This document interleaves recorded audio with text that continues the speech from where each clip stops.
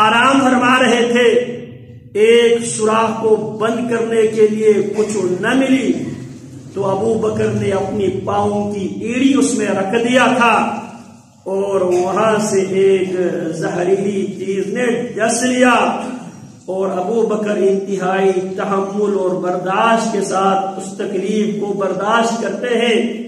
کہے پیارے پیغمبر علیہ السلام کے آرام میں خلل نہ آ جائے، لیکن شدت تکلیف سے ابو بکر کے آنسو بہہ پڑتے ہیں۔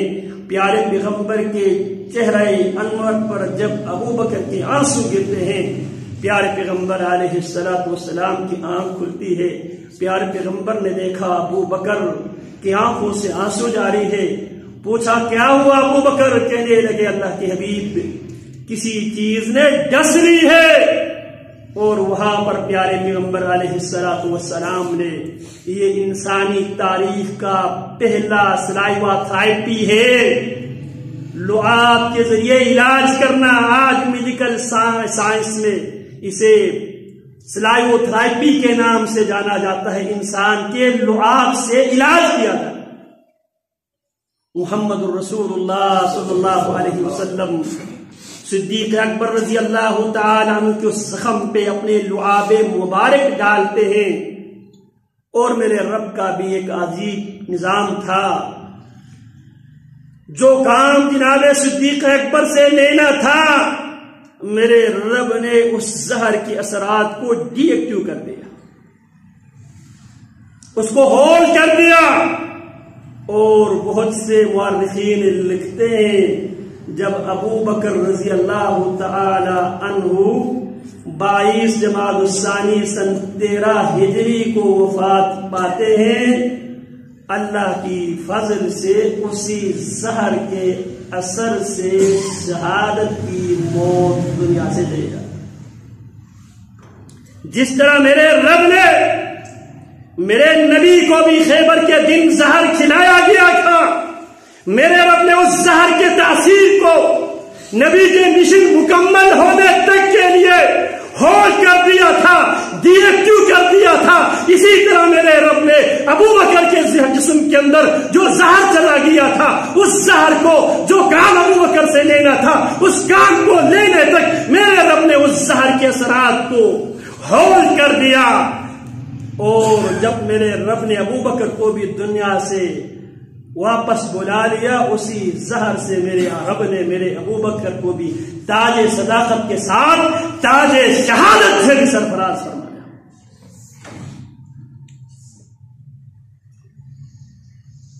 اذ یقول لصاحبہ لا تحزن، ابو بکر مجھ پر پریشان ہونے کی ضرورت نہیں ہے۔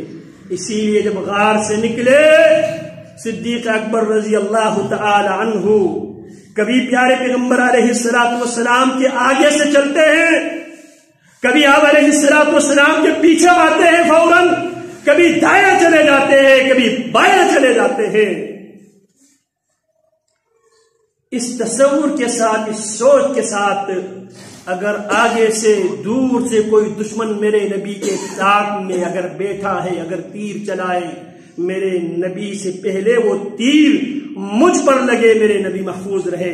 پھر تصور میں یہ بات آتی ہے کوئی پیچھے سے دشمن پیچھا نہ کر رہا ہو، پیچھے آتے ہیں، پھر تصور میں یہ بات آ جاتی ہے کہیں دائیں طرف کوئی دشمن نہ بیٹھا ہو تاک میں، دائیں طرف فوراً آ جاتے ہیں، کبھی بائیں طرف آ جاتے ہیں۔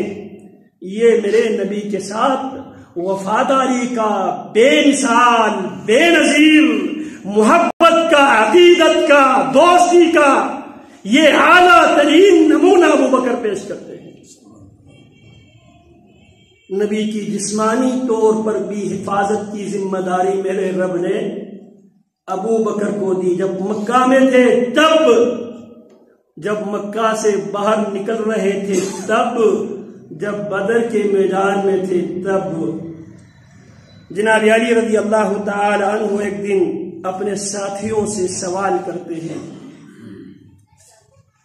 علی رضی اللہ عنہ ساتھیوں سے سوال کرتے ہیں، فرماتے ہیں من اسجع الناس، علی سوال کرتے ہیں لوگوں سے، لوگوں مجھے بتلاؤ بہادری میں بھی دو میں سے دوسرا ابو بکر تھے رضی اللہ تعالی عنہ. علی سوال کرتے ہیں رضی اللہ عنہ من اشجع الناس، اور یہ سوال بھی جناب علی عام مجلسوں میں نہیں، برسرے مجلس جناب علی خطبہ دے رہے تھے.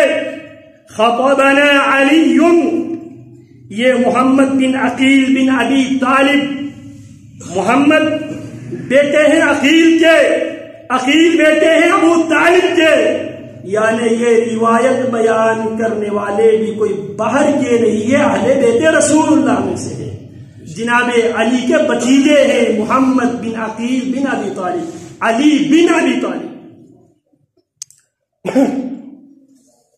خطبنا علی رضی اللہ عنہ، محمد بن عقیل بن ابی طالب کہتے ہیں جناب علی نے ایک دفعہ ہمیں خطبہ دیا، فقال، دوران خطبہ ہی جناب علی نے لوگوں سے سوال کیا، ایھا الناس من اشجع الناس، لوگوں مجھے بتلاؤ کائنات میں نبی کے بعد انسانوں میں سے سب سے بہادر ترین انسان کون تھے؟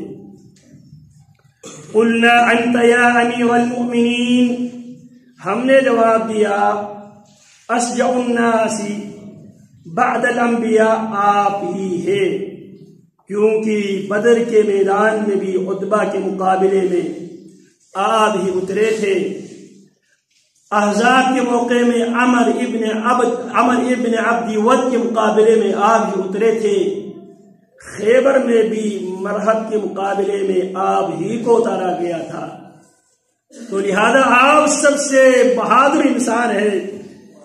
قال ذاک ابو بکر، علی فرماتے ہیں نہیں، یہ ہے رحماء بینہم، آپس میں محبت کرنے والے، اذلۃ علی المؤمنین اعزۃ علی الکافرین، اذلۃ علی المؤمنین، مومنوں کے لیے بچ جانے والے، اعزۃ علی الکافرین، کافروں پہ سختی سینہ سپر ہو کر کھڑے ہونے والے.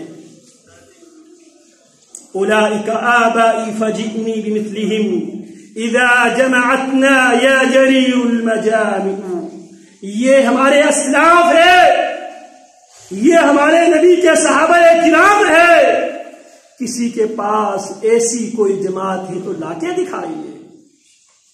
فرمایا ذاک ابو بکر الصدیق، علی گواہی دیتے ہیں انسانوں میں سے سب سے بہادر ترین انسان ابو بکر ہے. انه لما كان يوم بدر وزعنا لرسول الله صلى الله عليه وسلم العريش، بدر کا دن تھا، پہلی ملاقات تھی دشمن کے ساتھ میدانوں میں، ہم نے پیارے پیغمبر علیہ السلام کے لیے کسی اونچی جگہ پہ ایک چبوترا ہم نے بنا دیا. فقلنا من يقيم عنده حتى لا يدنو إليه أحد من المشركين، پیارے پیغمبر علیہ السلام کے لیے آرام گاہ ترتیب دینے کے بعد ہم آپس میں ہم یہ مشورہ کر رہے تھے، ہم اپنے ساتھیوں سے یہ کہہ رہے تھے، پوچھ رہے تھے اب اس جگہ کی چوکیداری، اس جگہ کی حفاظت، اس جگہ کی پہرہ داری کون کرے گا؟ اور اس کی ذمہ داری یہ ہوگی اس جگہ کی قریب بھی کسی کافر کو فٹکنے نہیں دے گا. ابھی تک جنگ ہوئی نہیں، اللہ کی مدد آئی نہیں، ایک طرف نہتے 313 ہے، دوسری طرف کیل کانٹوں سے لیس 1000 کا لشکر ہے، اور پہلی ملاقات ہے جسے قرآن یوم الفرقان سے تعبیر کرتا ہے. ایک خوف کی کیفیت ہے. ہم نے کہا اس کی ذمہ داری یہ ہوگی یہ جگہ تو دور، اس جگہ کی قریب بھی کسی کافر کو فٹکنے نہیں دے. فقام الیہ ابو بکر، اور یہاں پر بھی ابو بکر کا پہلا نمبر، ابو بکر کھڑے ہوئے.